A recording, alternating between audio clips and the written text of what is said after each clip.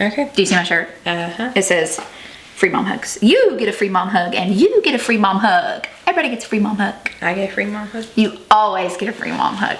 Thank you. Welcome to today's Tuesday Talk with Red, episode 16 that is titled, Does Jesus Love the Gays? I've got a few disclaimers here that I want to put out at the very front. One, I am not an expert in this. I am just a mom and a friend and a person who has seen too many people that I love hurt. And so my disclaimer on the front end is my intention here is not to offend anybody. If I say the wrong words, if I say the wrong phrases, that's not my intent. Please don't hang up on that. Please don't say, well, you know, she obviously is not woke enough. Just hear my heart. I have a heart in this for a reason. So please have a little bit of grace. I'm just going to ask you on the front of this to have some grace for me. I will probably lose about half of my followers by the time I'm done with this episode, and I'm okay with that. I actually prayed right before with my daughter, standing here right before we turned on this camera, that this is not about me. I do not have any frame of reference because I don't live in this space, but I have a vested interest for a number of reasons that are very personal to me. I just have people that I love that I'm sick of seeing hurt. And so I knew, you know, back in October when this was something that I knew I was supposed to do. This was one of the very first episodes that I knew had to happen. I just needed to find the right time and right space for it. And so you might have seen a pattern. We had Worth a couple of weeks ago, and then we went into shame, and just the weight of shame that sits on us for various reasons. And then last week was evangelical trauma, which I feel like all three of those feed directly into this episode in their own ways. So I would encourage, if you haven't watched those three, go back and watch those before stepping into this space to really hear my heart in general for those types of situations. So I would encourage you to do that. Another disclaimer I want to put out is you are going to see me more than ever before look at my notes. I usually have like just a couple of words and words so that I make sure my thought process of when I wrote out these episodes, I usually roll them up into just a couple of bullet pointed words to keep me on track and make sure I don't miss. You guys know I do this in just a one shot. This isn't like we do a whole bunch of takes and splice a whole bunch of things together. It's a one shot recording and it is what it is. And so I don't ever want to get off of an episode and go, oh, I missed that whole point. So I do have usually a couple of bullets to kind of help me stay on track with my original thought process because I write so many at one time. But because of the nature of this one, I will be looking at my notes that I have spelled out probably more than ever before. So please have a little bit of grace there.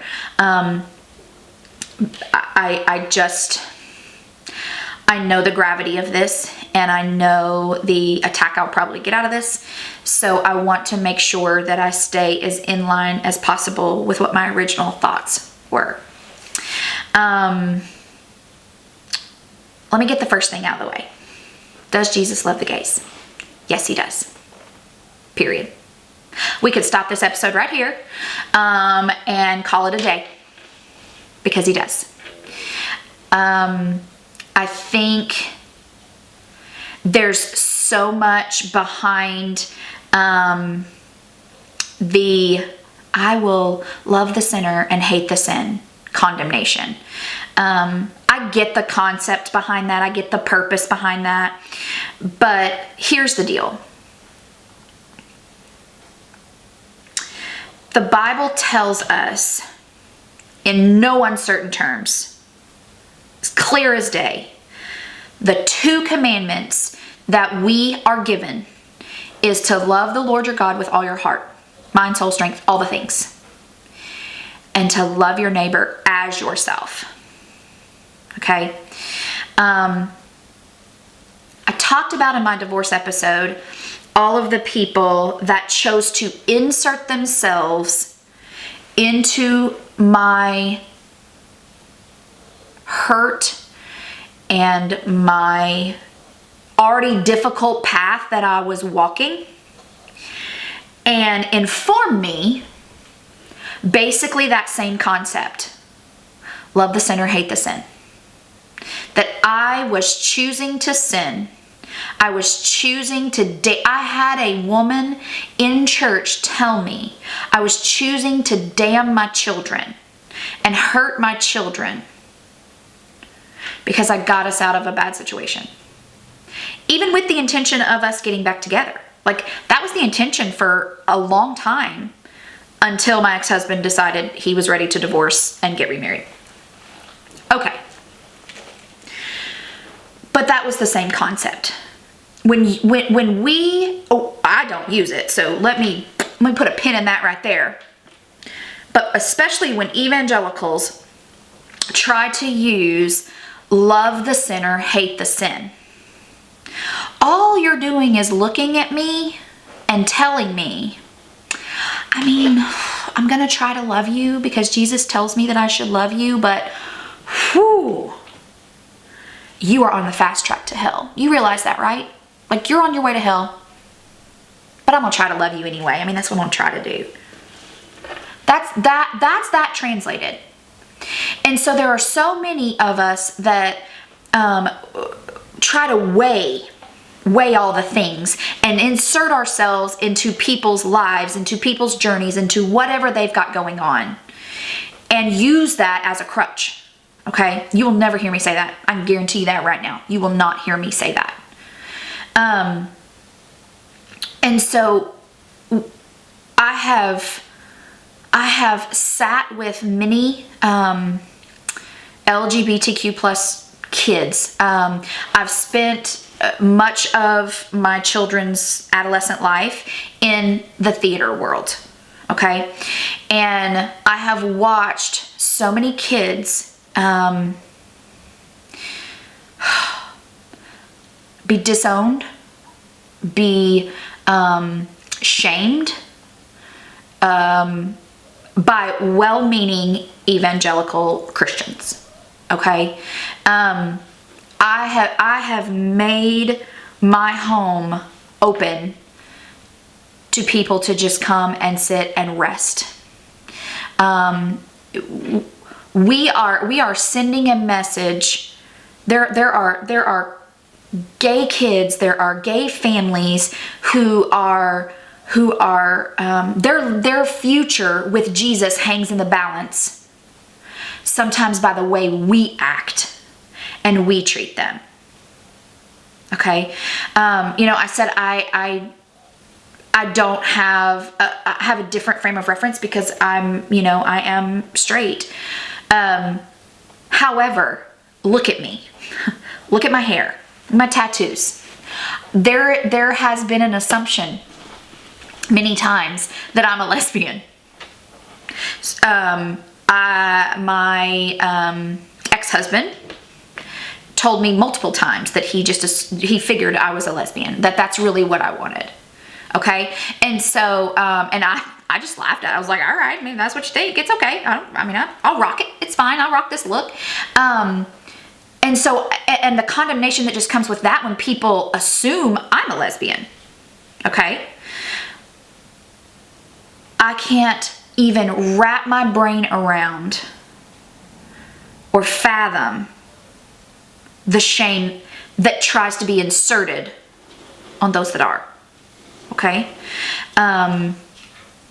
So why do we seem to be able to have grace for everything else in life and everyone else in life? But for some reason, especially as evangelicals, the LGBTQ plus community is different. It's still a leper situation. It's still I feel like I need to tell you how wrong you are. Why is that still okay? How does that even come into play here? Why is it okay for evangelicals who say that I have been saved by Jesus, I am living my life with Jesus, but I can look at someone who's gay and say, but except you. You know what? We got grace for everything except you. Change your ways or you're going to hell. Why is that okay? Why is that okay? Let me flip that just a little bit. Let me ask you, this is a rhetorical question, obviously because I can't hear you. Let me ask you this. Do you love me? Like those of you that know me, that have walked life with me, do you love me? Like, do you have grace for me? I asked you at the beginning of this message to have some grace for me. But do you have grace for me? Like if I say something wrong, if I do something you disagree with, do you have grace for me? I'm hoping the answer is yes. Maybe not after this message. I don't know. Let me tell you something. Can I tell you something?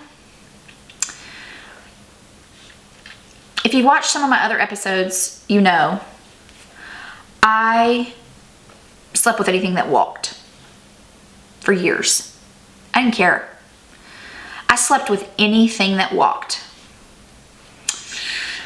I spent a night in jail. Did you know that? I spent a night in jail. Now, why I spent a night in jail does not matter. Those of you that know why I spent a night in jail, you may be chuckling right now. It's fine. But I spent a night in jail.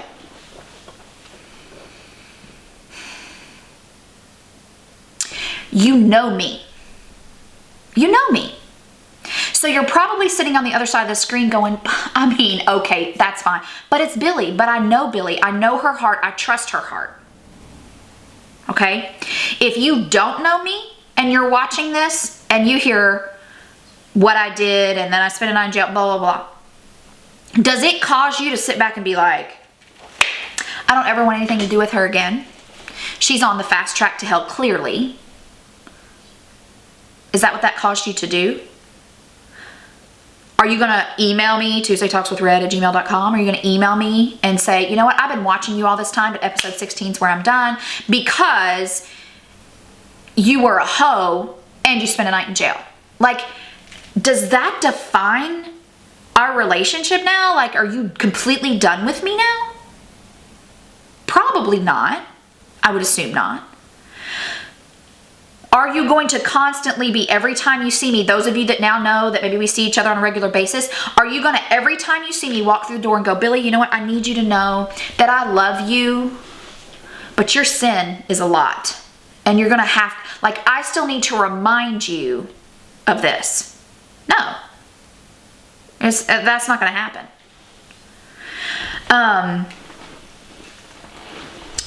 But I'm also here to say, this has got to stop. This has got to stop. This inserting ourselves into others' lives, whether we agree, disagree, whether you view that as sin or not, we've got to stop. Now, because like I said, I have no deep frame of reference for this. I do have a couple of couples, gay couples in my life who I felt like I wanted to hear their heart. I wanted to hear their heart. My question to them was, if there is one, because every single one of them were raised in church, and I asked if there is one thing that you would like, if you wish that somebody could just hear or just get, okay? What is that one thing? And I did away with the things of, you know, the love the sin, hate the sinner. Like, or, whew, that was wrong. Love the sinner, hate the sin. Like that kind of cliche stuff that's where everybody always lands. Or, you know, that was Old Testament. This is Jesus has come. This is New Testament. Like those are the standard arguments that people usually get into over this. You know, what's Sodom and Gomorrah? Well, we were dealing with rape and all that in Sodom and Gomorrah. Like, come on. Like that. Anyway, I digress. Let's move on. Kind of kicking out the arguments of, it's not a choice. Like kicking those arguments out the door, because they're the ones that always cause the biggest, well, let's just back and forth about all this. Okay. And here are some of the answers that I got. Okay. So these are monogamous couples who have been together for decades. Okay. Some with children. And like I said, grew up in church. All right. I had things like, where's human kindness? Where is human kindness? Where did it go? Why can't you at least just be kind to me? Disagree with me all you want. I mean, there's plenty in my life that people have disagreed with me about. Where's human kindness? Where does that fit into this equation? I had one say, who firmly knows Jesus, and firmly, I know I will see her in heaven one day, period, end of sentence, who said, I lived a life of lying and deceit and felt more guilty with God than with my life I'm living now. You can disagree all day long with that person, but that's the truth. Living a life of complete deceit and hiding and shame and lying and all of the deception that goes around that, because I have to stay in this bubble because of the people that insert themselves, damaged her walk with the Lord more than the walk that she has with the Lord now. This is a good one.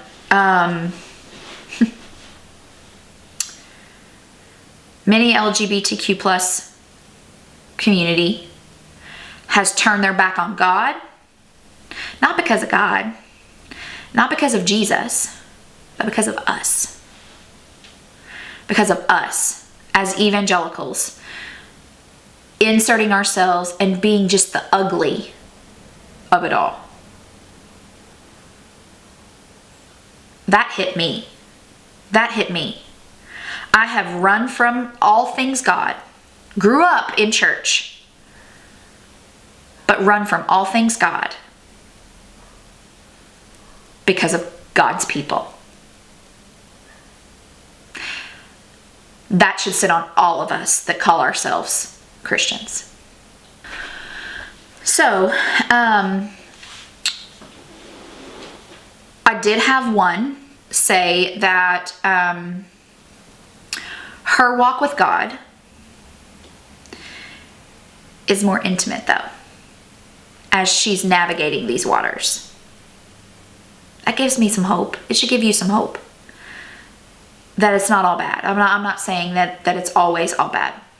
I have one who I love dearly, who her parents, her father was actually a Lutheran pastor.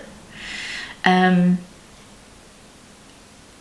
she literally looked at her and her wife and said that if they walk out that door, if she chooses this life and they walk out that door, they're going to hell, that her wife will never see her mother who is in heaven because she'll be in hell, and have never, ever spoken to them since. Have not met their children. Every time I hear that story, that's not the first time I've heard that story. It's been 16 years. And there's still so much brokenness and hurt that doesn't just go away. And it hurts me for them. That's wrong. That's wrong. Period. That is wrong. And all I know to do is just weep and pray for those types of situations. Because the suicide rate in the LGBT plus community in church is ridiculous. Go back and watch my episode on suicide. It's ridiculous. There are ways this stuff doesn't have to keep happening. Whew. This was the last comment that I was able to collect. This is a good one. This is a good one. So this person brought up that we as evangelicals, Christians, say that God doesn't sit up there in his big throne on the sky and tally all of our sins, okay? And then at the end of our life go, I mean, your good barely outweighs your bad. I'm gonna let you in. Like, we make a big deal about that God's not up there with, his big eraser and all that. We make a big deal about that. That once we belong to Jesus, we belong to Jesus. Okay? And so this person made the comment of, if he's not sitting there tallying, then why are we okay accepting except for LGBTQ? Like, everything is true except for that. That's a whole different ball of wax. They're fast tracking. Like, why is that okay? That was a very good point. I don't know how to process how that response should look, but it's a very good point. Leaving that there. So how do we flip the script on that? You knew I was going to get there. How do we flip the script on that? There's only been a couple things I stand on here. I mean, I can argue with someone all day long. We can have even a great disagreement discussion about it. Okay? But at the end of the day, this is where I live. This is where I live. I said it a minute ago about opening up my home. If you struggle calling yourself an ally, fine. My home is open. This subject aside, I have centered my life around the fact that my door is always open. My home is a safe haven for a ton of people, even outside of this topic. You are always welcome in my home. You star.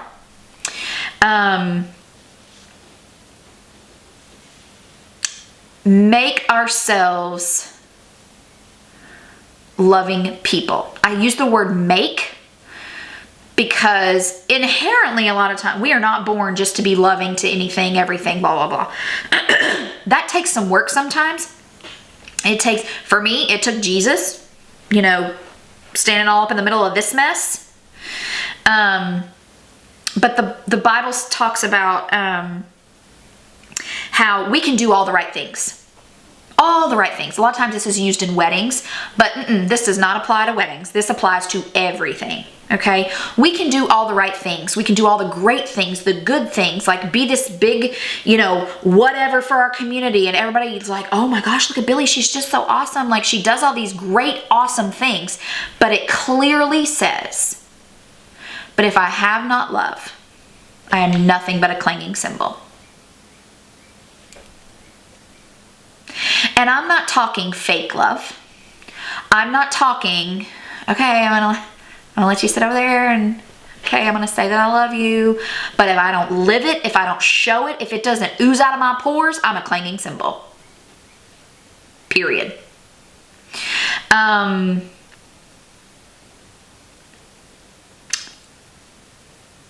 I just want to see us as a society, as evangelical circles, whatever, break out of the mold of false humility and false love. Sometimes only when it comes to this subject. Okay? And really begin to bear down and just love people. So, spoiler alert, this episode isn't just about does Jesus love the gays. That's just something, it's a picture of where I think we are failing miserably when it comes to the love that Jesus has commanded us to do and be. Okay? Are we called to have difficult discussions? Absolutely. Are we called to live a life differently? Absolutely. But let's go back to love the Lord your God with all your heart, mind, soul, body, strength, all the things. And love your neighbor as yourself. And we all know we love ourselves. Just ask ourselves. We love ourselves more than anything. To love your neighbor as yourself. That doesn't just mean when pandemic hit and we put little notes in everybody's mailbox saying, if you need anything, email me, call me, blah, blah, blah. It's not just that. Because we did that. I'm not gonna lie. We did that. We walked our neighborhood. We put notes in saying, because we have a lot of elderly in our neighborhood. That's sweet and precious. But if that's all I do, I'm like, shoo, check. I did my love moment. I went out and put myself out there. No, it's sometimes the things that we do in secret. Sometimes it's those things we do in secret. And this may have to be one of them, and that's okay. It's a start. It's a start. Love people as Jesus loved people. Period. So if I see any of you back next week, episode 17 is called Hi, My Name is Jonah, where I elaborate just a little bit more on, I think it was a story from episode 1 where I talked about how I Jonah that heifer. And I had some people who were like, I don't understand that reference. And so I'm going to talk a little bit more about that. You don't have to be a Bible thumper to enjoy next week's episode. I'll tell you that. It's really just my story of